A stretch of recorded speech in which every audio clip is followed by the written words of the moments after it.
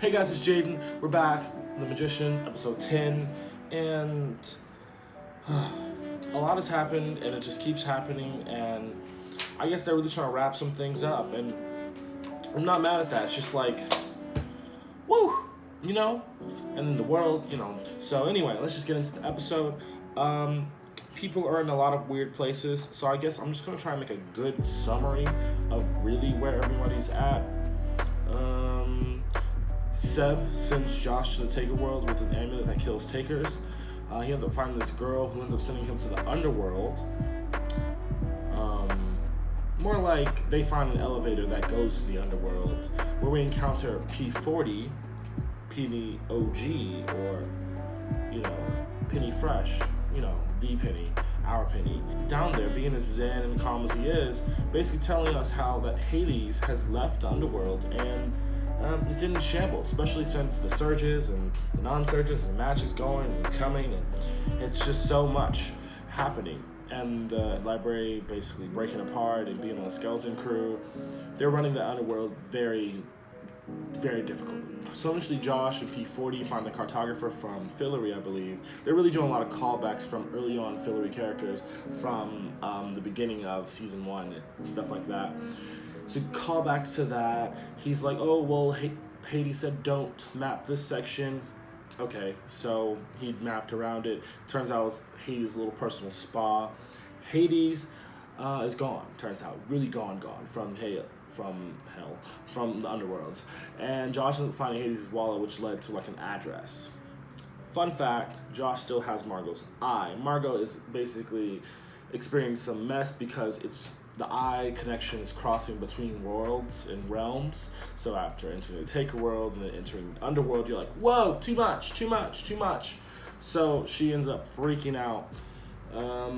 Alice and Katie are still repairing themselves from their encounter with the couple.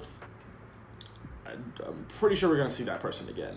And then, Finn's there, and they're all trying to help Margot through her situation. They end up taking her back to Break Bills, putting a prism in her eye, and making her a glorified movie projector. So one of the projections ended up saying that Josh is still alive in the underworld, and it's like, oh, okay, well, what do we do now? We gotta go find him. He ends up giving them the address. So Katie and Alice go find Hades. They go to his apartment, and it turns out this man is just in mourning. He just wanted to play, what is the Goose Game? Is it Untitled Goose Game? Whatever, the Goose Game.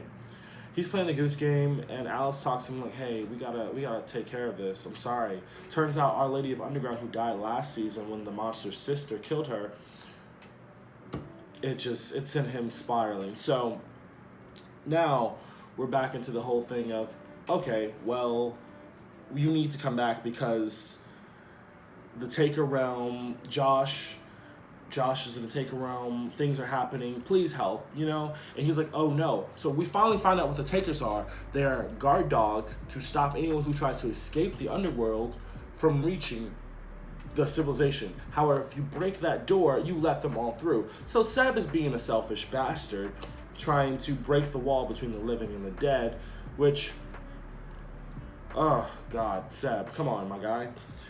So after that, Josh ends up getting sent back up, so that's been cool. Meanwhile, on Penny 23 and Plum, their journey, they're stuck inside of a box.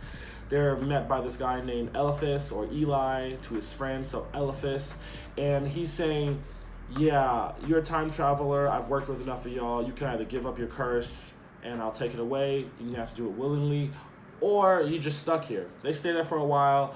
Plum gets to a point like, ooh, can't do this no more, puts her hand in the machine, starts taking out this her blood plasma. Penny ends up finding out that it's collecting it. Eliphas comes back and is like, oh, I can't trust any of you. Honestly, we knew a twist was coming because there's no reason why he would be there like that. So they end up trading their freedom for whatever was inside of the jar to give to Eliphas, and they get sent back to the loft. Meanwhile, also, we have Elliot and Julia. My God, Elliot and Julia are trying to get out of the cage. Magic does not work. However, the baby, we're having a whole charm situation with Wyatt and the baby. We're getting the powers of the baby. So, turns out She's now a psychic also because Penny 23 is obviously the father. However, Charlton ends up going into Elliot's memory because they had a whole thing on sex ed about what happens with mixing and magicians and all that. And Charlton's out here like, hey, I have questions. He's went through Elliot's memory to figure out what's going on. So they found out that they just need to put Julia in immense stress to activate the traveling ability that the baby has. After incepting her and trying very hard, she finally travels outside the gate. She frees them both. They end up going back to the loft. Everybody's back in the loft, I believe, at this point. We have 3 more episodes to go. Oh, P23 found out he's a father because it turns out they haven't really seen each other since then. But it's going to be really fun going forward. 3 episodes left of the series. Again, I really do appreciate that Sci-Fi really is giving the magicians the worth it deserves to end on their own terms. And I'm really excited to see what the ending's going to be. Hopefully, Julia living her best magical life. Again, I really want to see Quentin Coldwater just come in and pop in like a little ghost. Be like, I gotta a transfer pass real quick, you know, after they solve this whole issue. Seb has gotta die. At first, I thought with the amulet situation that was him making him the new totem, but then I was like, no, the whole thing of Fillory is a totem. At this point, destroy Fillory, send it away. Seb's gotta go. He's causing too much problem. Also, there's a whole thing I've realized with a lot of these magicians. Every single magician, because you really wonder, like, what is your job? What do you do? Some people have jobs, some people don't. But a lot of these people have passion projects, it seems like. And they have some odd passion projects, like Eliphas. His passion project is protecting the time stream from other time travelers. So he basically just kills other time travelers because he can't trust them. And then we have, what's it called? Who's another person who honestly, everybody with a specialty for the most part has their own passion project. Remember back in the beginning seasons with basically the BuzzFeed of the magicians, that was a passion project. I don't know. I guess my question to you is, like, if you had these abilities and you were a magician, what would your passion project be? I really, want to know. I think mine would be finding a way for non-travelers. Well, never mind. They did do that. They did that already. No, a more accessible way for non-travelers to travel.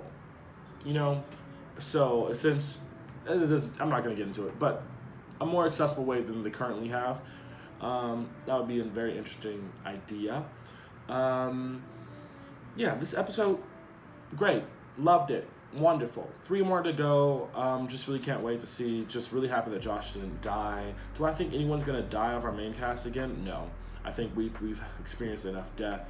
But for the most part, that's been basically our episode. Anyway, I know it's probably a little shorter one, but I had to get to the point, let everyone know. It was a really to the point episode. At this point, it just seems like they're riding in their car just towards the ending. And what do you think about this episode? I really want to know your opinions. I'm really for it. Again, it's really sad, but at the same time, I'm happy that at least I'm doing this because this is a show that's been a big part of my life for the past, I'd say, 5 years. So, it's been through a lot of changes with me. Anyway, hope you liked the video today. Thank you so much for watching. Have a nice day. Stay safe. Wash your hands. Bye.